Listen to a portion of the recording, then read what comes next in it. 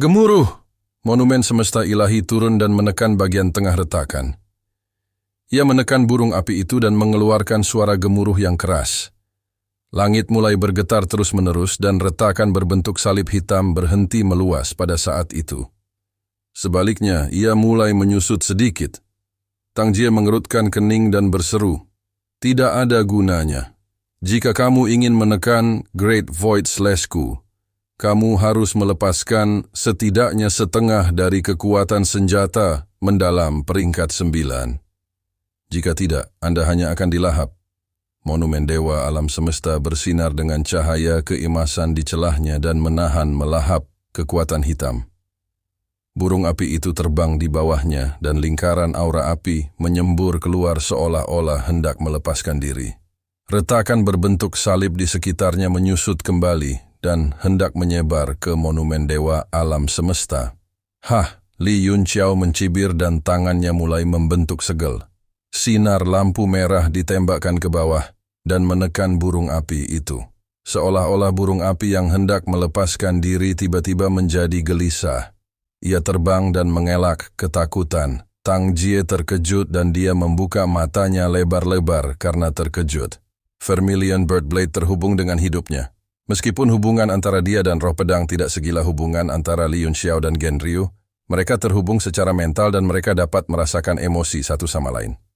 Pada saat itu, aura dari roh senjata dipenuhi ketakutan dan teror yang tak terbatas. Apa yang sedang terjadi? Itu adalah roh senjata peringkat 9. Mengapa ia merasa takut? Tang Jie tercengang. Dia belum pernah menghadapi situasi seperti ini sebelumnya. Biasanya, ketika dia bertemu lawan, dia akan menghancurkan senjata dalam milik lawan dan pada dasarnya akan dihancurkan dengan satu tebasan. Aura merah di monumen semesta ilahi langsung menekan burung api tersebut. Setelah itu, yang menyebabkan Tang Jie semakin terkesiap adalah kekuatan tak terlihat yang menyebar. Seolah-olah gravitasi dalam jumlah tak terbatas telah muncul pada titik itu, menyebabkan ruang di sekitarnya terkompresi dan runtuh. Itu sebenarnya mencoba untuk menekan retakan berbentuk salib yang telah terbelah ke. Brengsek, senjata hebat macam apa ini? Tang Jie benar-benar tercengang. Dia melihat retakan yang perlahan menghilang dan pikirannya menjadi kosong. Saat itulah para seniman bela diri di sekitarnya pulih dari Void Slash yang menakutkan. Mereka dapat dengan jelas merasakan aura kematian perlahan menghilang. Mereka semua merasa seperti baru saja selamat dari bencana. Mereka memandang Li Yunxiao dengan takjub, serta tampilan kekuatan ilahi dari monumen semesta ilahi. Mungkinkah itu senjata mendalam tingkat ke-9? Semua orang tercengang. Bahkan jika mereka adalah kaisar bela diri, jarang banyak dari mereka yang melihat senjata mendalam pada level ini. Tapi hari ini, sepertinya itu telah menjadi pameran. Senjata mendalam tingkat ke-9. Meskipun mereka terkejut, mereka juga dipenuhi dengan kegembiraan. Setidaknya, dia aman. Di bawah aura mengerikan dari Vermilion Bird Saber, bahkan keberaniannya untuk bertarung telah hancur. Lihatlah kalian kepala babi, ini bukan kompetisi seni bela diri, cepatlah bergerak. Li Yunxiao meraung keras. Energi niat roh di tubuhnya benar-benar habis. Esensi di tubuhnya menipis dengan kecepatan yang sangat cepat, seolah-olah dia sedang minum air. Dalam sekejap, setengah dari esensnya hilang. Ekspresinya sangat jelek. Bin Jie dan yang lainnya hanya bereaksi setelah dimarahi. Ini adalah pertarungan hidup dan mati. Jika bukan karena kekuatan magis tablet batu, sebagian besar dari mereka pasti sudah mati. Dalam sekejap, semua orang menggunakan keahlian unik mereka. Serangan mengerikan menutupi langit dan bumi, mengunci Tang Jie di tengah. Entah kamu mati atau aku mati. Bang! Tang Jie terkejut. 20 hingga 30 kaisar bela diri menyerang pada saat yang bersamaan. Kecuali dia memiliki Realm of a Martial Honor atau Great Void. Slash lainnya, dia tidak akan bisa menghentikan mereka. Namun, Vermilion Bird Saber di tangannya sepertinya setengah mati. Bukan hanya setengah dari ki spiritualnya yang hilang, Namun roh senjata tidak dapat dibangunkan, tidak peduli seberapa keras dia berusaha. Li Yunxiao akhirnya mencapai batasnya. Dia menyimpan tablet Dewa Dunia dan berubah menjadi seberkas cahaya, terbang kembali ke ruang di antara alisnya. Dia mundur beberapa langkah ke udara dan menstabilkan tubuhnya dengan wajah pucat. Tang Jie akan dilanda puluhan serangan armor Shinshin surga. Dia berteriak ketakutan. Dia belum pernah merasakan kematian seperti itu sejak dia dilahirkan. Dia selalu menjadi orang yang menentukan hidup dan mati orang lain. Baru sekarang dia menyadari betapa buruk dan menakutkannya perasaan ini. Baju besi biru tersebar di udara. Dengan kekuatan Kaisar Bela Diri Bintang 9, itu membentuk penghalang pelindung. Gemuruh, segala jenis kekuatan terus menghantamnya, meski menimbulkan guncangan hebat, namun diblokir satu persatu. Namun, ki primordial di tubuhnya berkurang dengan sangat cepat. Wajahnya menjadi pucat dalam sekejap. Serangan di sekitarnya masih berlangsung, seolah-olah akan hancur. Enggak, Tang Jie akhirnya tidak tahan lagi. Setelah mengeluarkan seteguk darah, seluruh pertahanannya hancur. Kemudian, cahaya dari armor biru menjadi semakin lemah. Dalam ketakutan dan keputusasaan, dia berteriak histeris. Kamu tidak bisa membunuhku. Saya adalah Tuan Muda dari 4 sekte ekstrem. Jika kamu membunuhku, tidak ada dari kamu yang akan hidup. Ketika semua orang mendengar ini, mereka tercengang. Baru saja, mereka ingin bersenang-senang dan ingin menghancurkannya hingga berkeping-keping. Sekarang, mereka kembali sadar dan ragu-ragu. Tang Jie sepertinya melihat harapan untuk bertahan hidup. Dia berteriak lagi. Selama kamu melepaskanku, aku tidak akan melanjutkan apa yang terjadi hari ini. Aku akan berpura-pura tidak terjadi apa-apa. Li Yunxiao mencibir. Apakah kamu percaya kata-katanya? Pikirkan kembali seperti apa dia tadi. Jika kita melepaskannya, dan dia membawa beberapa Kaisar Wu ke hutan bernyanyi lain kali, apakah Anda yakin Anda bisa hidup? Kata-kata Li Yunxiao membuat hati semua orang menjadi dingin. Tidak peduli bagaimana mereka memikirkannya, mereka merasa tidak ada peluang untuk bertahan hidup. Tiba-tiba, mata mereka dipenuhi niat membunuh. Karena mereka tidak bisa hidup, membunuh satu saja sudah cukup. Ledakan. Akhirnya baju besi Tang Jie benar-benar kehilangan cahayanya dan terbang kembali ke tubuhnya. Serangan yang tak terhitung jumlahnya mendarat padanya, menjatuhkannya dari langit dan menghempaskannya ke tanah. Sejumlah besar debu beterbangan dan lubang besar muncul di bawah. Semuanya berhenti. Li Yunxiao berteriak. Dia sangat takut Tang Jie akan mati. Pertama, dia tidak bisa menukarkan kunci kapal. Kedua, dia tidak berani memprovokasi 4 sekte ekstrem. Jika itu hanya membunuh seorang manajer cabang, itu tidak masalah. Sekte 4 ekstrem tidak akan terlalu mempedulikannya.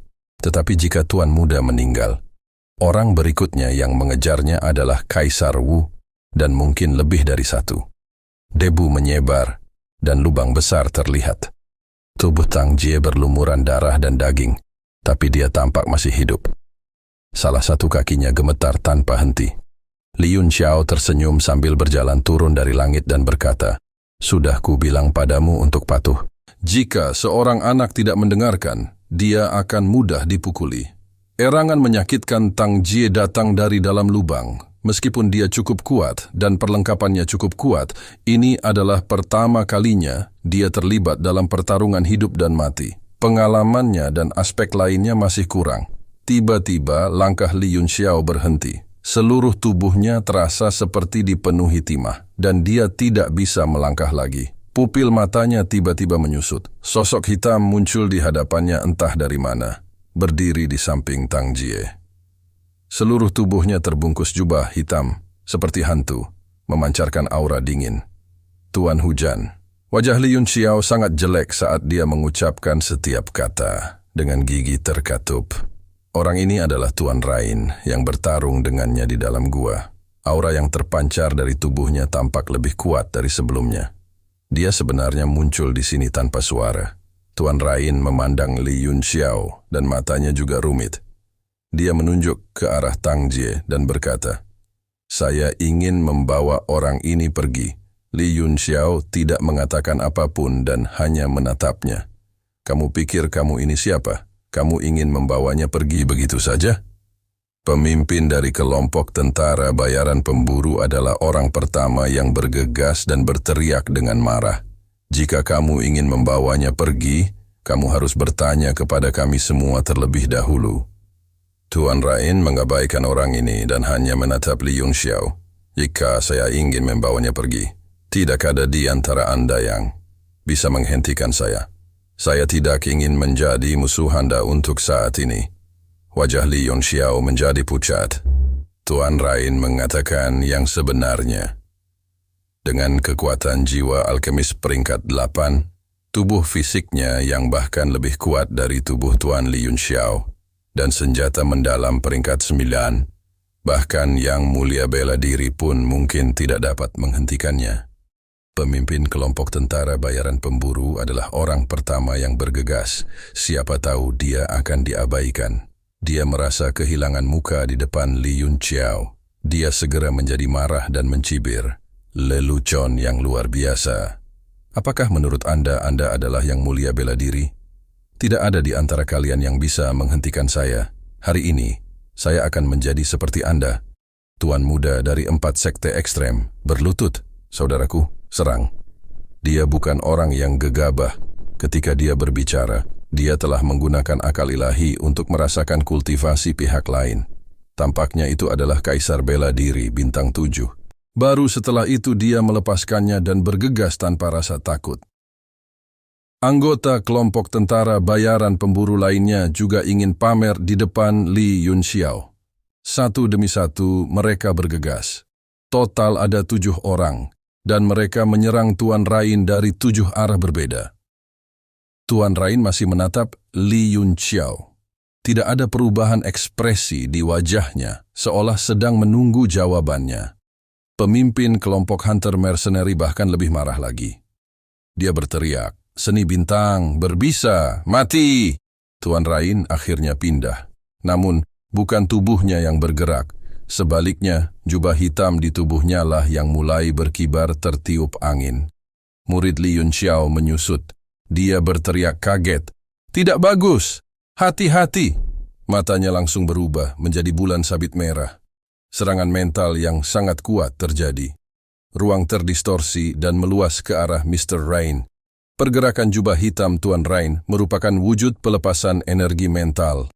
Li Yunxiao menyadarinya. Baru kemudian dia berteriak untuk berhati-hati. Dengan serangan energi mental lawan, akan mudah untuk menaklukkan ketujuh orang tersebut. Li Yunxiao kemudian buru-buru mengambil tindakan untuk menyelamatkan mereka. "Hah!" Tuan Rain mendengus dengan nada menghina. Ruang di sekelilingnya mulai terdistorsi dengan cepat. Energi mental Li Yunxiao terhambat.